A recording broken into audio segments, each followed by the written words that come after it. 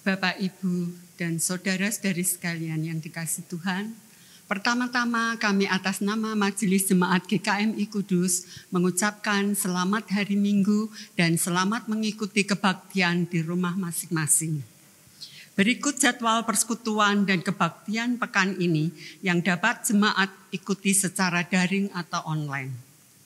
Pertama, persekutuan Komisi Pemuda pada hari Sabtu tanggal 4 Juli 2020 pukul 18 WIB dengan tema WFH Worship from Home oleh Pendeta Muda Yesaya Sudarnoto Wijaya.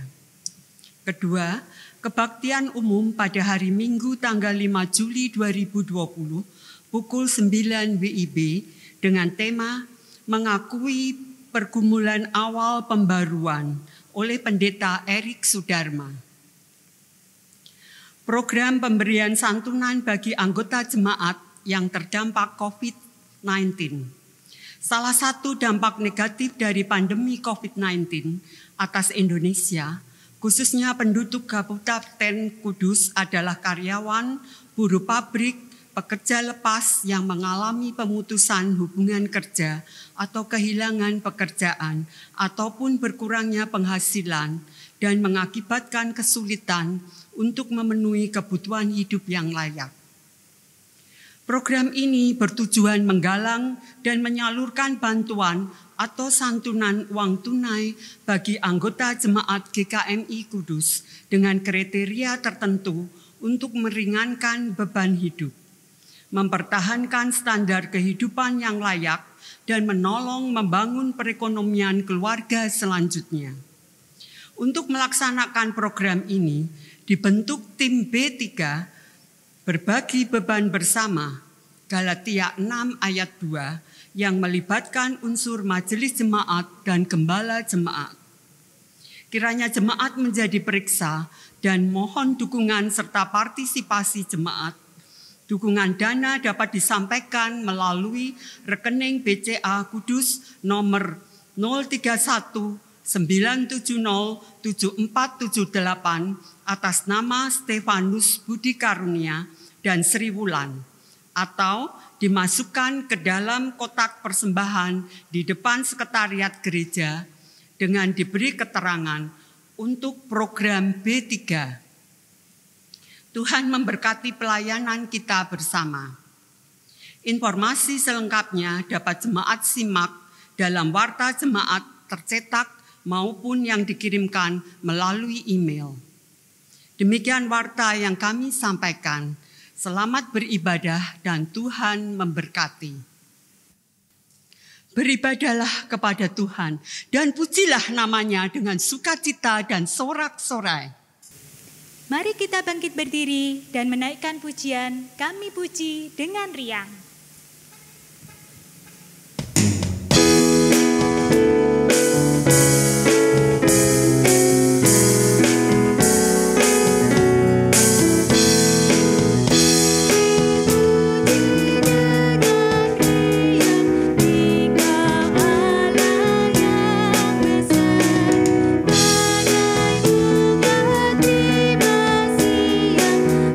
Hati kami pun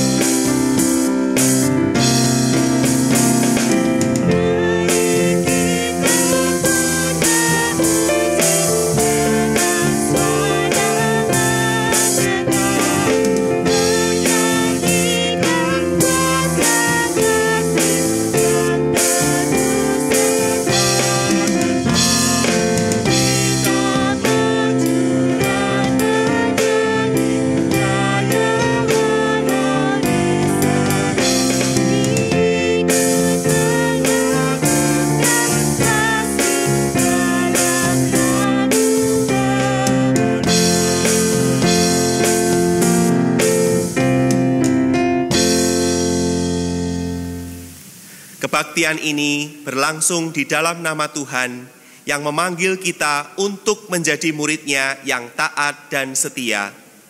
Kasih karunia dan damai sejahtera dari Allah Bapa dan Tuhan kita Yesus Kristus beserta saudara.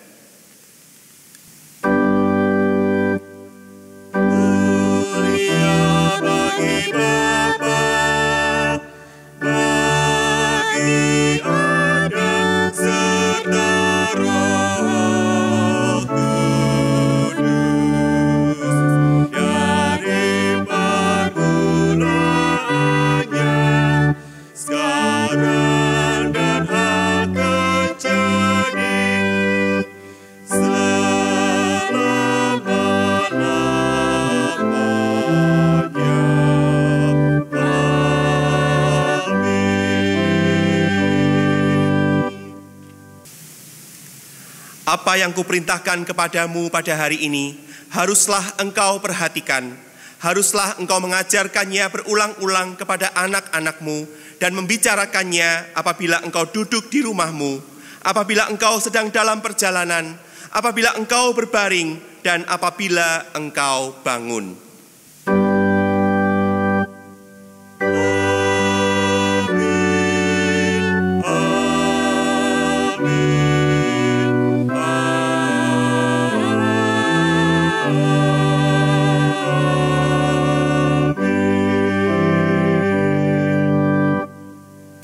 Silakan duduk.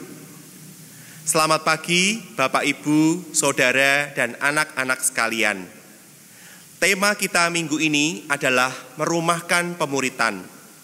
Tema ini hendak mengajak kepada setiap kita untuk senantiasa menyadari bahwa keluarga selayaknya menjadi pusat pendidikan iman Kristen, sehingga setiap anggota keluarga bertumbuh dan berkembang menjadi murid-murid Yesus, seraya menekuni tugas dan tanggung jawabnya.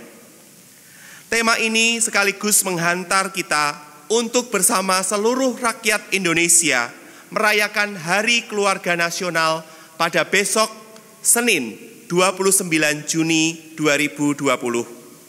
Kiranya Roh Allah membangkitkan kesadaran di hati para orang tua negeri ini untuk menjadikan keluarga sebagai pusat pembangunan kualitas kemanusiaan sesuai nilai-nilai Pancasila yang kita junjung bersama. Pada kesempatan ini, kita akan mendengar kata perpisahan dari Saudara Gerald Reinhard Stephen yang akan mengakhiri masa praktik pelayanannya selama 1 tahun di GKMI Kudus pada bulan Juni ini. Salam sejahtera bagi kita semua, salam damai di dalam Tuhan Yesus Kristus. Bapak Ibu Saudara, saya mengucap syukur untuk pengalaman saya boleh belajar melayani selama 1 tahun di GKMI Kudus. Saya mengucap syukur, berterima kasih kepada Bapak Ibu hamba Tuhan dan majelis yang sudah boleh menerima saya untuk belajar melayani di gereja ini. Saya juga bersyukur untuk Bapak Ibu jemaat yang sudah boleh menyambut saya dan menjadi teman saya selama saya praktek 1 tahun di tempat ini. Saya belajar banyak hal dan mungkin di dalam saya belajar melayani ada kesalahan-kesalahan yang saya lakukan dan itu menyinggung atau mungkin di dalam khotbah-khotbah saya ada terkesan menghakimi. Saya meminta maaf yang sebesar-besarnya. Kiranya melalui pelayanan saya di tempat ini, pengalaman melayani Bapak Ibu Saudara sekalian di tempat ini boleh menjadi pengalaman yang terbaik bagi saya dan membuat saya belajar untuk melayani lebih baik lagi ke depannya.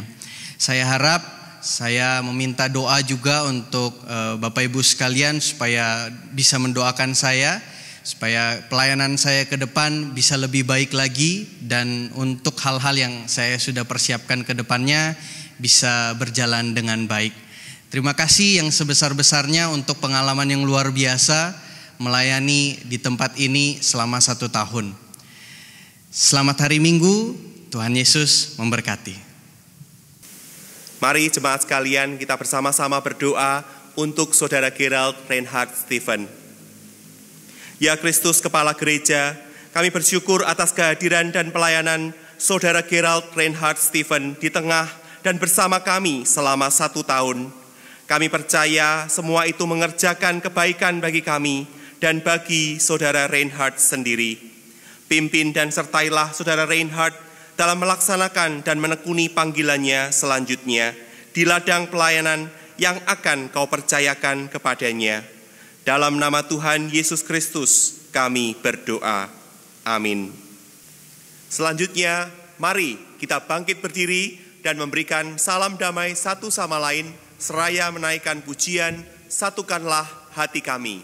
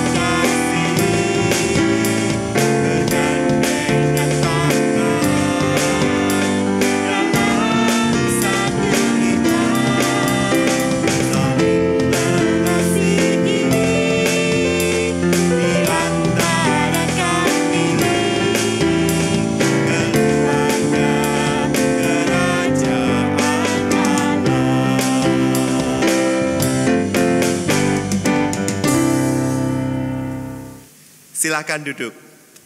Marilah kita bermazmur bagi Tuhan menurut Mazmur 89 ayat 2 sampai 5. Aku hendak menyanyikan kasih setia Tuhan selama-lamanya.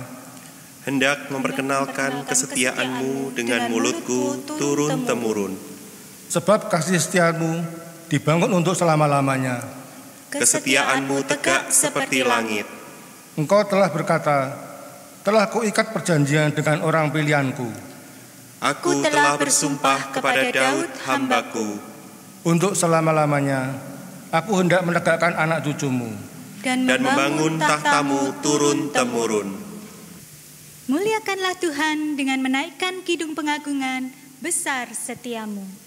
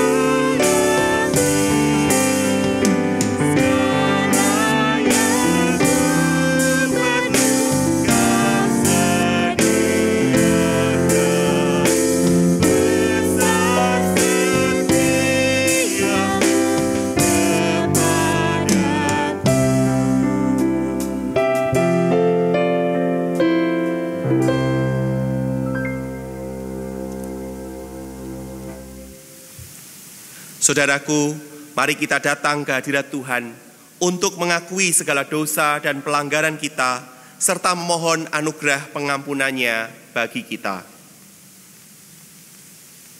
Ya Bapa kami yang penuh kasih, kami datang di hadirat-Mu pada pagi hari ini dengan menyadari keberadaan kami sebagai manusia-manusia yang lemah dan berdosa.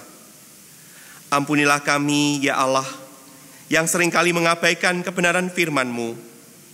Padahal firman-Mu lah yang seharusnya menjadi pedoman dan dasar bagi hidup kami, baik secara pribadi maupun bersama dalam keluarga. Ampunilah kami, ya Tuhan, yang kerap kali melalaikan tugas kami dalam mendidik dan menuntun anggota keluarga kami untuk hidup sebagai murid-murid Kristus, hidup dalam terang kebenaran firman-Mu. Ampunilah kami, ya Tuhan, yang tidak cukup tekun dan gigih berjuang dalam pergulatan kami melawan dosa-dosa serta kebiasaan-kebiasaan buruk kami. Sehingga alih-alih kami hidup sebagai hamba kebenaran, kami malah sering terjatuh dan hidup sebagai hamba dosa. Ya Bapa, kami menyadari dengan kekuatan kami tidaklah kami sanggup untuk berubah. Bersihkanlah dan perbaruilah batin kami dengan kuasa firman dan Roh Kudus-Mu. Di dalam nama Tuhan kami Yesus Kristus, kami berharap dan berdoa. Amin. Mari kita bangkit berdiri untuk menerima berita perdamaian yang diambil dari Yesaya pasal 44 ayat 22. Aku telah menghapus segala dosa pemberontakanmu seperti kabut diterbangkan angin, dan segala dosamu seperti awan yang tertiup. Kembalilah kepadaku, sebab aku telah menebus engkau. Untuk menyambut firman Tuhan, mari kita siapkan hati kita dengan menaikkan pujian, berbahagia tiap rumah tangga.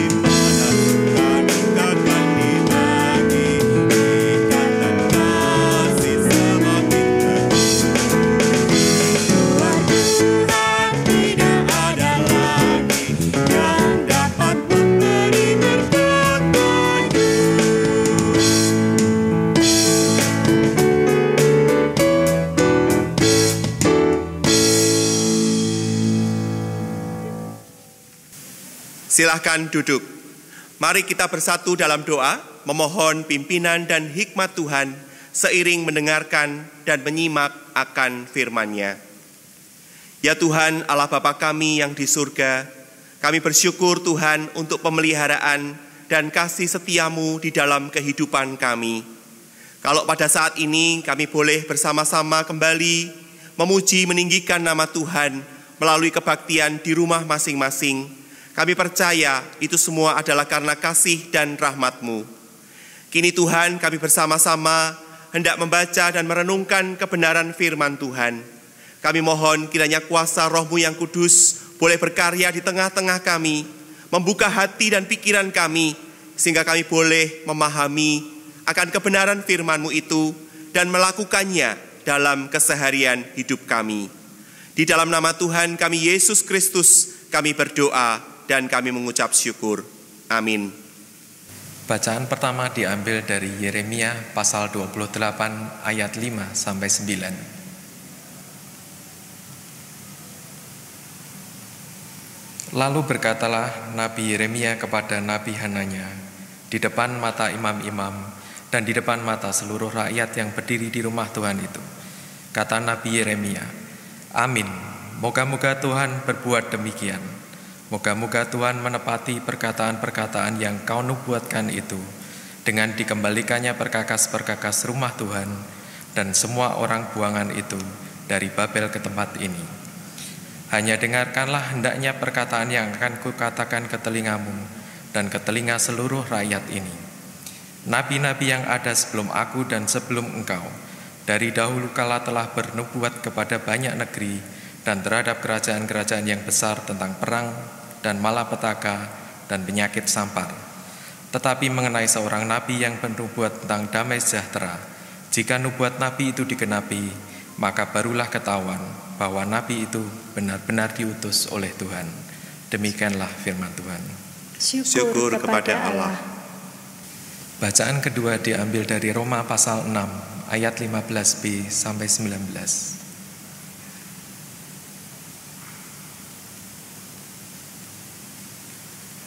Apakah kita akan berbuat dosa karena kita tidak berada di bawah hukum Taurat, tetapi di bawah kasih karunia? Sekali-kali tidak. Apakah kamu tidak tahu bahwa apabila kamu menyerahkan dirimu kepada seseorang sebagai hamba untuk menaatinya, kamu adalah hamba orang itu yang harus kamu taati, baik dalam dosa yang memimpin kamu kepada kematian, maupun dalam ketaatan yang memimpin kamu kepada kebenaran? Tetapi syukurlah kepada Allah, dahulu memang kamu hamba dosa, tetapi sekarang kamu dengan segenap hati telah menaati pengajaran yang telah diteruskan kepadamu. Kamu telah dimerdekakan dari dosa dan menjadi hamba kebenaran. Aku mengatakan hal ini secara manusia karena kelemahan kamu, sebab sama seperti kamu telah menyerahkan anggota-anggota tubuhmu menjadi hamba kecemaran dan kedurhakaan yang membawa kamu kepada kedurhakaan. Demikian hal kamu sekarang harus menyerahkan anggota-anggota tubuhmu menjadi hamba kebenaran yang membawa kamu kepada pengudusan. Demikianlah firman Tuhan. Syukur kepada Allah. Mari kita bangkit berdiri. Inilah Injil Tuhan Yesus Kristus menurut Matius pasal 10 ayat 40 sampai 42.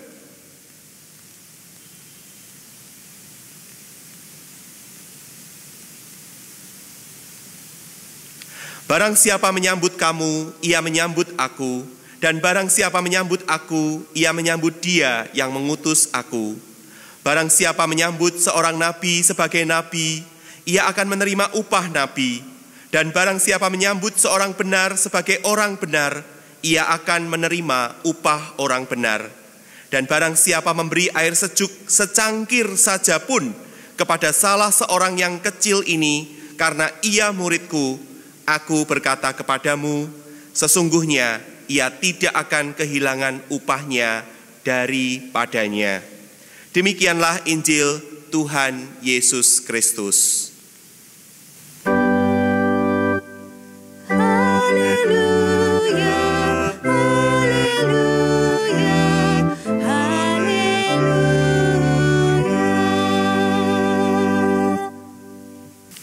Silakan duduk.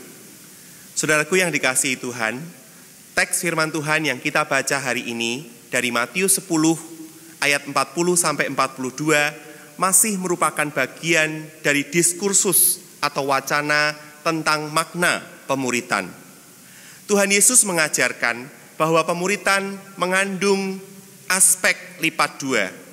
Lipat yang pertama adalah pengutusan dan lipat yang kedua adalah penerimaan.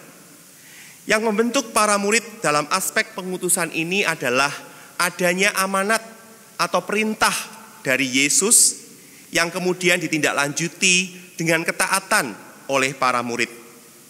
Disitulah pemuritan berlangsung. Padahal saudara, pengutusan itu sendiri tidaklah mudah. Kalau saudara mencoba memperhatikan di dalam Matius pasal 10 ayat 9 sampai 15, ketika diutus, para murid tidak diperbolehkan untuk membawa barang-barang berharga. Mereka tidak diperbolehkan untuk membawa bekal, membawa baju, membawa tongkat, dan bahkan mereka diminta untuk menumpang alias tinggal di rumah seseorang yang layak. Layak artinya berarti orang yang didatangi itu punya kemampuan yang memadai untuk menyediakan keperluan murid Yesus yang datang itu. Nah, oleh karena itu, saudara, sesungguhnya pengutusan ini sungguh membutuhkan ketaatan dalam diri para murid untuk mengerjakannya. Namun demikian, saudara, Yesus sangat menjunjung tinggi posisi atau status dari murid-muridnya dan misi pengutusan yang mereka kerjakan. Di ayat 40, saudara, kalau kita baca, dia berkata, barang siapa menyambut kamu, murid, ia menyambut aku, Yesus. Dan barang siapa menyambut aku, Yesus, ia menyambut dia yang mengutus aku, yaitu Allah. Melalui ucapan ini, saudara, Yesus mau menunjukkan bahwa para murid itu adalah representasi dan membawa otoritas dari Yesus sendiri. Hal ini sejajar dengan Yesus yang menjadi representasi dan memiliki otoritas dari Allah. Bahkan kalau saudara baca juga dalam beberapa Injil sinoptik, misalnya di dalam Injil Yohanes, saudara akan mendapati bahwa Yesus beberapa kali berkata, kalau engkau mau percaya kepada Bapa, percayalah kepadaku. Kalau engkau mau melihat pekerjaan-pekerjaan Bapa, maka lihatlah pekerjaan-pekerjaan yang kulakukan. Jadi Yesus menjadi wakil, representasi, dan memiliki otoritas Allah. Demikian juga dengan para murid. Para murid menjadi representasi, wakil Yesus, dan memiliki otoritas sama seperti Yesus. Maka bila ada orang yang menyambut murid, maka itu berarti dia menyambut Yesus dan Allah. Sebaliknya, bila ada orang yang tidak menerima murid, maka itu berarti bukan saja dia tidak ramah terhadap sesamanya, melainkan sesungguhnya ia sedang menolak Yesus dan Allah sendiri. Aspek yang kedua dari pemuritan yang mungkin selama ini jarang disadari oleh kebanyakan dari kita adalah aspek penerimaan. Jadi kalau ada murid-murid yang diutus pergi untuk menjalankan misi, maka sudah sepatutnya ada juga murid-murid yang datang untuk menerima murid-murid yang diutus itu. Nah, bicara soal aspek penerimaan, maka ini tidak bisa dilepaskan dari suatu budaya menyambut dan menerima orang-orang yang rentan dan rapuh yang sesungguhnya sudah dihidupi oleh masyarakat Yahudi di zaman Perjanjian Lama. Tindakan ini, saudara, dikenal dengan nama hospitalitas. Paling tidak ada dua kelompok manusia yang menjadi alamat tindakan hospitalitas. Kelompok pertama adalah para janda dan yatim piatu. Kelompok kedua adalah orang asing. Mengapa mereka perlu diberikan tumpangan? Jelas karena kedua kelompok manusia ini adalah kelompok orang-orang yang rentan. Rentan ditipu, rentan diperdaya, rentan dilukai, rentan dianiaya, ditolak, dan bahkan bukan tidak mungkin mereka adalah orang-orang yang rentan juga untuk dibunuh.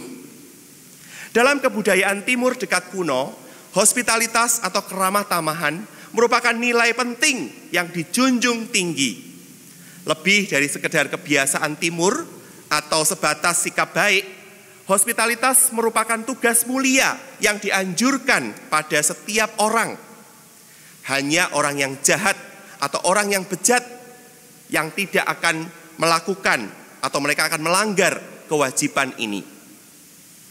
Dalam kehidupan para pengembara yang nomaden atau mereka harus berpindah-pindah tempat karena mereka belum memiliki tempat yang tetap, maka hospitalitas ini sungguh sangat penting karena hospitalitas bisa menolong untuk menjaga kelangsungan hidup mereka. Di satu pihak, para pengembara atau mereka yang menjadi tamu ini, mereka akan menikmati makanan, minuman, dan bahkan rumah sebagai tempat di mana mereka bisa berlindung. Di pihak yang lain, sang tuan rumah akan mendapatkan kesempatan untuk mendengar informasi dunia luar dari kisah-kisah yang dituturkan oleh para pengembara atau tamu-tamu itu. Jadi dengan demikian saudara, kedua belah pihak yang biasanya tidak saling mengenal ini, mereka menjalin hubungan timbal balik. Dalam kisah Alkitab, kita semua tentu pernah mendengar Abraham yang menerima kunjungan 3 malaikat.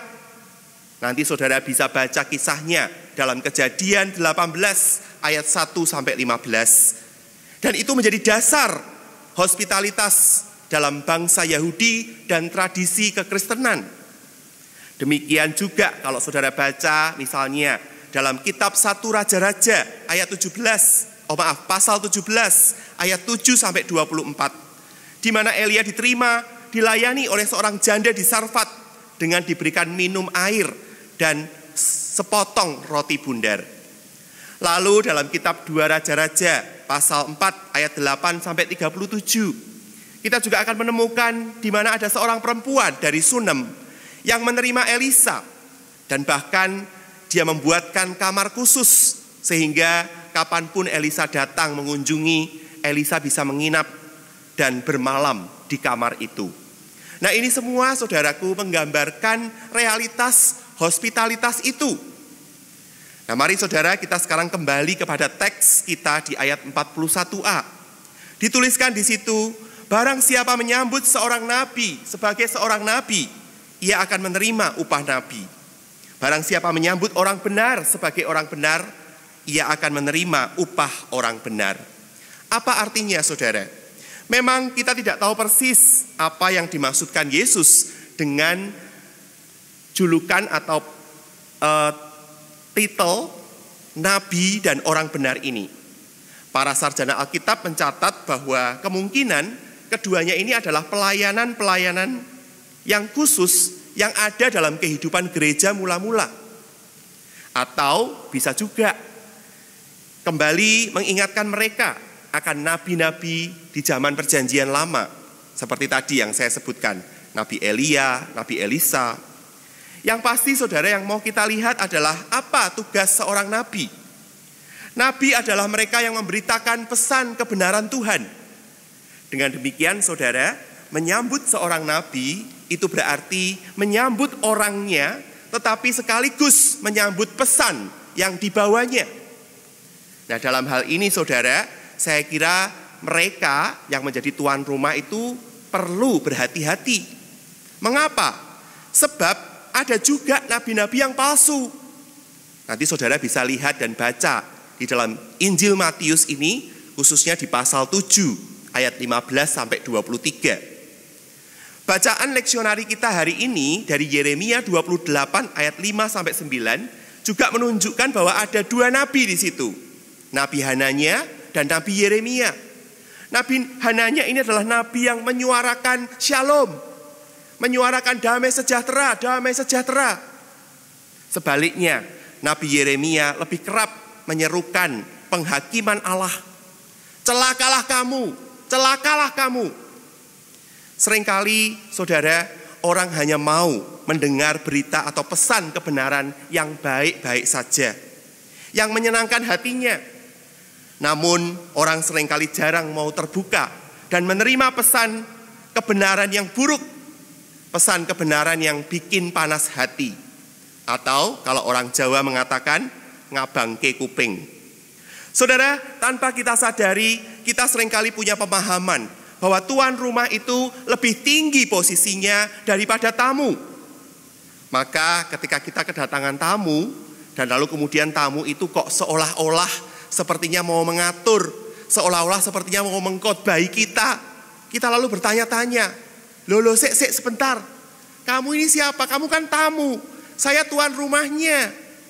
Siapa sebetulnya yang tamu? Siapa sebetulnya yang jadi tuan rumah? Nah, inilah saudara menariknya hospitalitas. Karena ketika kita mempraktikkan hospitalitas, kita harus membuka diri pada kemungkinan bahwa tuan rumah bisa jadi tamu dan tamu bisa jadi tuan rumah. Nanti kalau saudara mau baca lebih lanjut, saudara bisa renungkan lagi kisah Nabi Elia di dalam 1 Raja-Raja pasal 17. Demikian juga halnya saudara, ketika kita menyambut orang benar. Orang benar di sini kemungkinan adalah seseorang yang mengajarkan kebenaran. Saya membayangkan saudara, dalam kehidupan komunitas murid Yesus pada waktu itu, ada guru-guru, ada rabi-rabi yang sengaja datang ke rumah-rumah untuk mengajarkan kebenaran.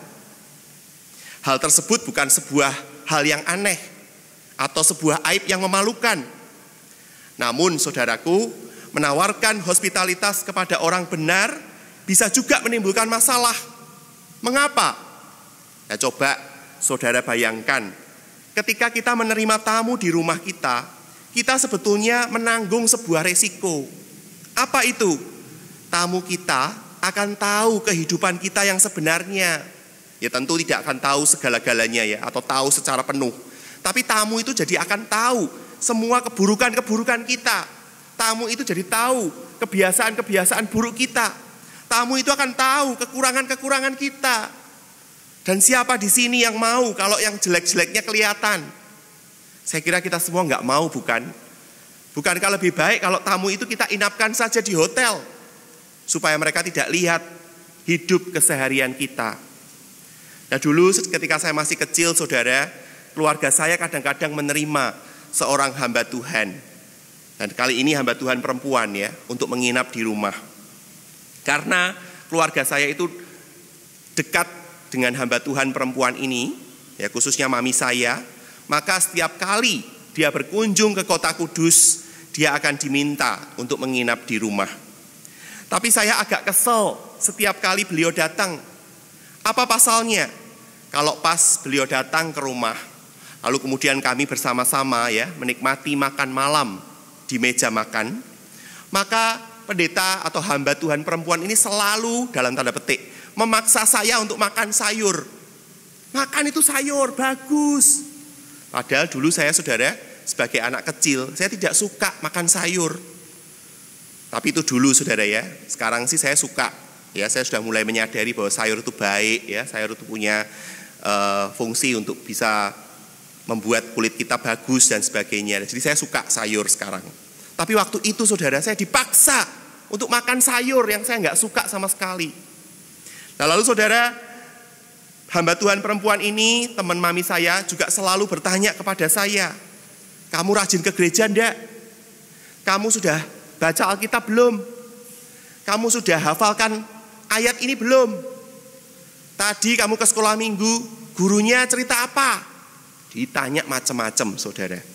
Nah, sesungguhnya itulah yang membuat saya sebel, saudara. Tetapi itulah resiko menerima orang benar.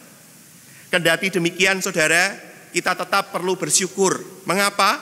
Karena kedatangan orang benar itu adalah untuk mengajarkan kebenaran bagi kita.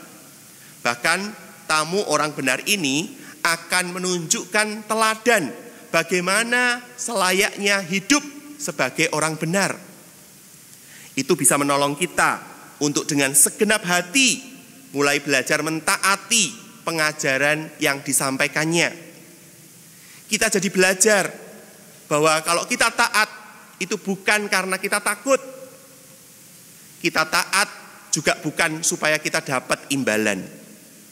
Melainkan kita taat dari dalam hati.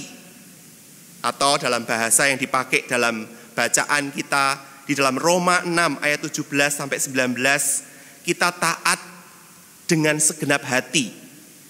Kenapa, saudara? Karena kita tahu itu hal yang benar. Karena kita tahu bahwa pengajaran itulah yang akan menjadikan kita sebagai hamba-hamba kebenaran. Dan akhirnya, saudara, di ayat 42 kita diminta untuk memberikan perhatian kepada orang yang kecil ini. Siapakah dia? Kalau kita melihat dari bahasa aslinya, saudara, kata yang dipakai untuk orang yang kecil adalah mikros, yang secara literal bisa berarti anak-anak kecil. Atau bisa juga kata mikros ini dipakai atau dikenakan pada mereka yang secara sosial kurang beruntung. Kendati demikian, saya kira lebih tepat bila kata mikros ini dipahami sebagai sebuah metafora untuk menggambarkan murid-murid Yesus yang dianggap tidak terpandang atau tidak penting. Saudara, tadi saya sudah sebutkan, saya sempat singgung, saya membayangkan dalam kehidupan orang-orang yang menerima atau membaca Injil Matius ini ada rabi-rabi, ada guru-guru yang datang ke rumah-rumah. Dan mungkin keluarga-keluarga itu mengharapkan atau mencari-cari guru-guru atau rabi-rabi yang terkenal, yang pengajarannya bagus, yang hebat. Dan sementara murid-murid Yesus itu dipandang sebagai guru-guru yang nggak penting, nggak terlalu terkenal. Dan kita bisa lihat juga saudara ya, di ayat 42 tadi dengan jelas dikatakan, salah seorang yang kecil ini karena ia muridku. Jadi ini merujuk kepada murid-murid Yesus. Apa arti pemberian secangkir air sejuk ini? Apakah ini berarti menunjukkan perhatian kepada orang-orang miskin sebagai bentuk cinta kasih? Saya kira bukan, saudara. Pemberian secangkir air sejuk saja pun ini mau menunjukkan adanya penerimaan, penyambutan atas murid Yesus dan pesan-pesan pengajaran yang dibawanya. Bila itu kita kerjakan, saudara, niscaya kita tidak akan kehilangan upah kita. Pertanyaannya, apa upahnya? Apa yang bakal kita dapatkan? Istilah upah nabi dan upah orang benar itu bisa berarti dua macam, saudara. Yang pertama, kita akan menerima upah sama seperti yang diterima oleh nabi atau orang benar itu. Arti yang kedua, kita menerima upah melalui pesan yang dibawa oleh tamu kita itu. Nah, menurut saya, saudara, saya memilih arti yang kedua. Jadi kalau dikatakan tadi ya, ketika kita menyambut nabi, ketika kita menyambut orang benar, ketika kita memberikan secangkir air sejuk kepada orang yang kecil ini, itu artinya bukan saja kita menerima orangnya, bukan saja kita menerima pribadi orang itu, tapi kita juga menerima pesan yang dibawanya. Dan terkandung di dalam pesan itu adalah upah. Upahnya apa, saudara? Upahnya adalah kita akan menerima hidup sejati. Di ayat 39, ya, kalau saudara lihat di situ dipakai istilah nyawa. Kita akan mendapatkan hidup sejati itu. Kita akan menerima hidup kekal bersama dengan Allah. Saudaraku yang dikasihi dan mengasihi Tuhan, tema khotbah hari ini adalah merumahkan pemuritan, yang hendak mengingatkan kita kembali bahwa keluarga di rumah selayaknya menjadi pusat pembentukan iman setiap anggotanya. Entah dia masih kanak-kanak ataupun dia sudah dewasa, bahkan sudah lanjut usia. Semua kita perlu belajar untuk menjadi murid. Amanat pemuritan yang di dalamnya ada pengutusan, namun juga ada penerimaan atau hospitalitas, itu perlu kita hidupkan kembali, perlu kita hayati lagi, sehingga kelak kita bisa melihat generasi-generasi murid-murid Kristus yang saling asah, asih, dan asuh. Terpujilah nama Tuhan. Amin.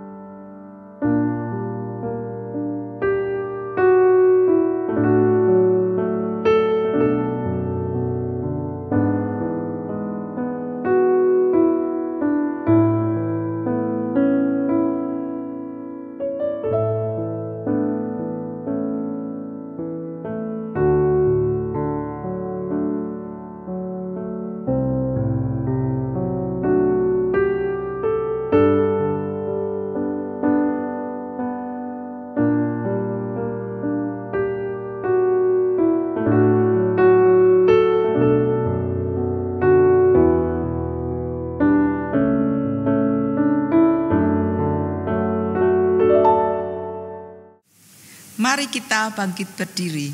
Sebagai jemaat Kristen yang ingin meneladani Kristus, marilah kita mengikrarkan komitmen kemuridan. Kami bersaksi bahwa tidak seorang pun dapat sungguh-sungguh mengenal Kristus kecuali ia yang mengikutinya setiap hari dalam kehidupan.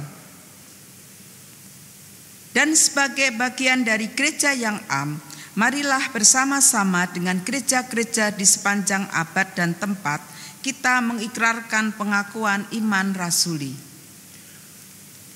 Aku percaya kepada Allah, Bapa yang Maha Kuasa, Khalik langit dan bumi, dan kepada Yesus Kristus, Anaknya yang tunggal Tuhan kita, yang dikandung dari Roh Kudus, lahir dari anak darah Maria, yang menderita sengsara di bawah pemerintahan Pontius Pilatus, disalibkan, mati dan dikuburkan, turun ke alam maut. Pada hari yang ketiga, bangkit pula dari antara orang mati, naik ke surga, duduk di sebelah kanan Allah, Bapa yang Maha Kuasa. Dan dari sana ia akan datang kembali untuk menghakimi orang yang hidup dan yang mati. Aku percaya kepada Roh Kudus, gereja yang kudus dan am, persekutuan orang kudus, pengampunan dosa, kebangkitan orang mati, dan hidup yang kekal. Silakan duduk. Tuhan memimpin hidupku.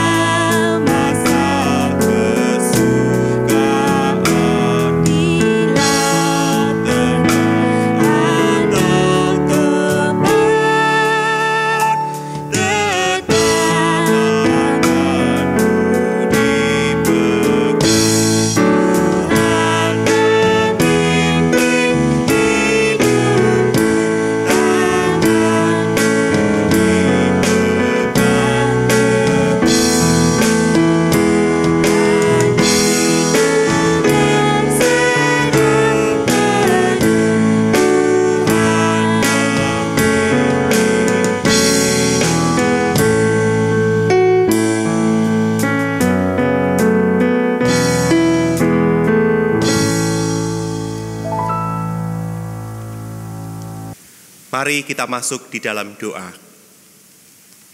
Bapa kami yang Maha Kasih dan penuh dengan rahmat, kami mengucap syukur atas kebenaran firman Tuhan yang boleh kami dengarkan pada hari ini. Kami diingatkan bahwa sebagai keluarga selayaknya menjadi pusat pembentukan iman Kristen. Di dalam keluarga, amanat pemuritan dikerjakan dengan sungguh-sungguh sehingga setiap anggotanya bertumbuh dan hidup sebagai murid-murid Kristus. Mereka siap diutus dan siap juga menawarkan hospitalitas kepada murid-murid Yesus yang lainnya. Mampukanlah kami menghidupkan kembali nilai-nilai keramah tamahan ini baik dalam keluarga, gereja, dan masyarakat. Ya Tuhan, kami ingin terus menyerahkan perjuangan seluruh umat manusia di dalam menghadapi pandemi COVID-19 sampai hari ini. Kalau kami melihat berita, kami sedih dan prihatin karena alih-alih mengalami penurunan, di beberapa daerah jumlah penderitanya malah semakin meningkat. Pun demikian halnya di beberapa daerah yang telah menetapkan masa transisi PSBB. Oh Tuhan, sadarkan dan ingatkanlah saudara-saudara kami yang masih saja tidak mau patuh dan mengikuti protokol kesehatan sebagaimana dihimbau oleh pemerintah. Berkati, lindungi dan karuniakan kekuatan bagi para tenaga kesehatan, baik itu dokter, perawat, dan semua yang bekerja di rumah sakit di seluruh pelosok negeri ini. Hindarkanlah mereka dari serangan COVID-19, ya Tuhan. Juga kami menyerahkan bagi jutaan orang yang terkena PHK, mereka yang usahanya terdampak oleh pandemi ini, agar mereka juga tetap dapat bertahan dan melanjutkan kehidupan mereka di tengah-tengah situasi kehidupan ekonomi mereka. Kami juga ingin membawa dalam doa untuk saudara-saudara jemaat yang sakit. Kami berdoa untuk Bapak Bambang Suprapto, Bapak Budiman Hadi Surya, Bapak Budiono, Bapak Fransiskus Asisi Yudiono, Bapak Silas Suyanto, Bapak Stefanus Yulianto Lestari, Bapak Sunarso Putro, Bapak Sunyoto, Ibu Elizabeth Poniati, Ibu Ana Sulistiningsih, Ibu Ana Maria Andarmani, Ibu Gwe Gyok Kim, Ibu Michelle Ika Wulansari, Ibu Mutmainah, Ibu Lilian Hua, Ibu Tan Lin Hua, Ibu Tan Maifong, Ibu Juniati Boru Gultom, dan Ibu Sri Wahyuni. Tuhan, hadirlah, kuatkan dan teguhkan iman mereka, sehingga di tengah-tengah penderitaan mereka tetap boleh mengalami cinta kasih-Mu. Kami berdoa bagi orang-orang yang menjaga dan merawat saudara-saudari kami yang sakit ini. Kepada mereka ya Tuhan, kiranya juga Engkau mengaruniakan kesehatan, kesabaran, kekuatan dan cinta kasih, agar mereka dapat menjagai saudara-saudara kami ini. Akhirnya, kami panjatkan segala seru doa dan permohonan, serta ucapan syukur kami ini, di dalam nama Tuhan Yesus Kristus yang telah mengajar kami berdoa. Bapa kami yang di surga, dikuduskanlah nama-Mu, datanglah kerajaan-Mu, jadilah kehendak-Mu di bumi seperti di surga. Berikanlah kami pada hari ini makanan kami yang secukupnya, dan ampunilah kami akan kesalahan kami, seperti kami juga mengampuni orang yang bersalah kepada kami. Dan janganlah membawa kami ke dalam pencobaan, tetapi lepaskanlah kami daripada yang jahat, karena Engkaulah yang mempunyai kerajaan dan kuasa dan kemuliaan sampai selama-lamanya. Amin. Marilah kita mengucapkan syukur melalui persembahan yang diambil dari firman Tuhan dari Roma pasal 12 ayat 1. Karena itu, saudara-saudara, demi kemurahan Allah aku menasihatkan kamu, supaya kamu mempersembahkan tubuhmu sebagai persembahan yang hidup, yang kudus, dan yang berkenan kepada Allah. Itu adalah ibadahmu yang sejati. Kecaplah dan lihatlah.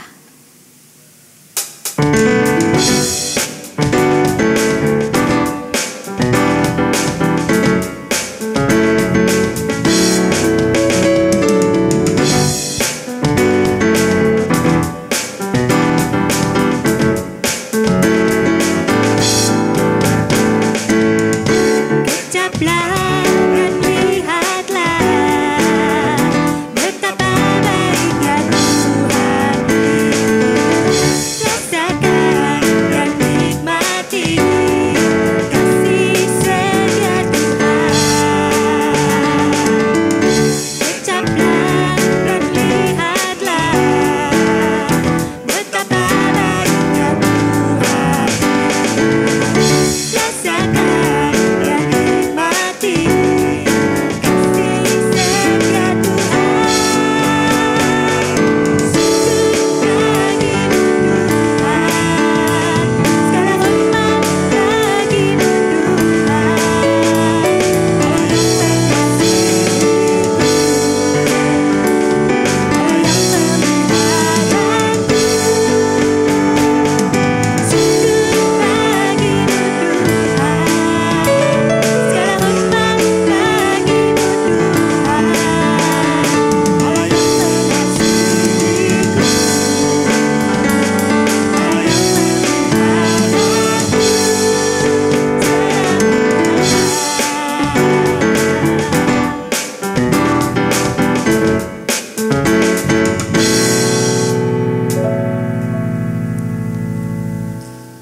Mari kita bangkit berdiri membawa dalam doa untuk persembahan kita. Ya Allah yang kami kenal dalam diri Tuhan Yesus Kristus, terimalah persembahan kami sebagai ungkapan cinta dan syukur kami kepadamu. Kiranya Engkau berkenan atasnya, dan lebih daripada persembahan ini, kami pun ingin mempersembahkan diri kami di tengah keluarga kami, pekerjaan kami, dan pergaulan kami sebagai persembahan yang hidup bagimu. Tolonglah kami untuk setia dan taat kepada firman-Mu hari demi hari. Di dalam nama Tuhan Yesus Kristus, kami berdoa dan mengucapkan syukur. Amin.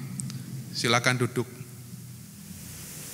Di penghujung kebaktian ini, mari kita bertekad untuk terus menjadi murid Kristus yang taat melakukan kehendak-Nya, serta setia mengabarkan Injil-Nya.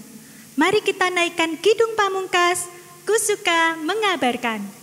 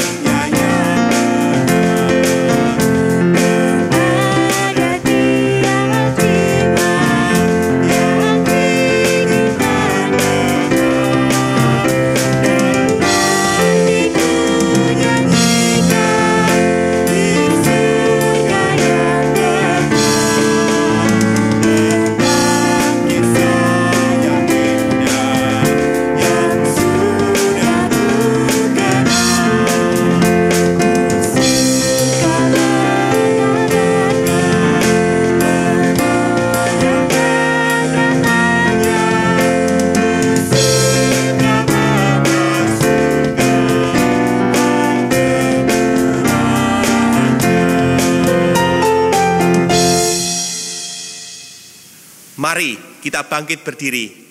Saudaraku, arahkanlah hatimu kepada Tuhan dan terimalah berkat-Nya.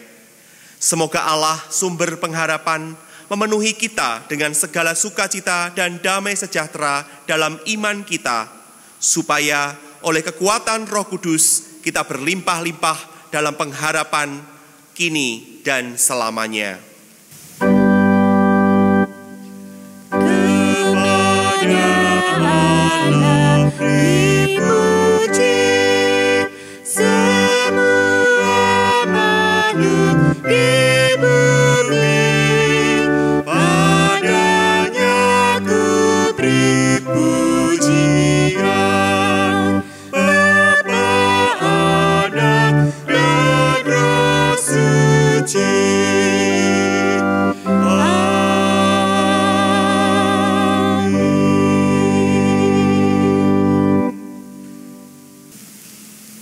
Silakan duduk dan mengambil saat teduh sejenak.